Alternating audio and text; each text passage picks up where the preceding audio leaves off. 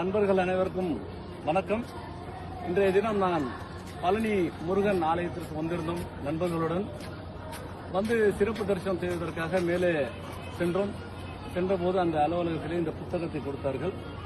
இந்த புத்தகம் நம்முடைய பழனி முருகருடைய வரலாறு என்று சொல்லி இந்த புத்தகத்தை கொடுத்து 2700 ரூபாய் இந்த புத்தகத்திற்கு கொடுத்து வாங்கினோம்.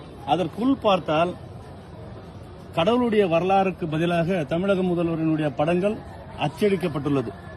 அதே போல துணை முதல்வர், அறநிலைத்துறை அமைச்சர் சேகர் பாபு இது போன்ற அரசியல் செய்யக்கூடிய புத்தகங்களை அச்சடித்து நம்முடைய இந்துக்கள் மனதை புண்படுத்தும் வகையிலே செயல்பட்டுக் கொண்டிருக்கக்கூடிய இந்த திராவிட மாடல் அரசு, நம்முடைய இறைவன் இல்லை கடவுள் இல்லை என்று சொல்லக்கூடிய இவர்கள் இந்த முருகன் புத்தகத்தில் மாத்திரம் அவர்களுடைய படங்கள் அச்சிடப்பட்டு இருக்கிறது. இதை வன்மையாக கண்டிக்கிறோம்.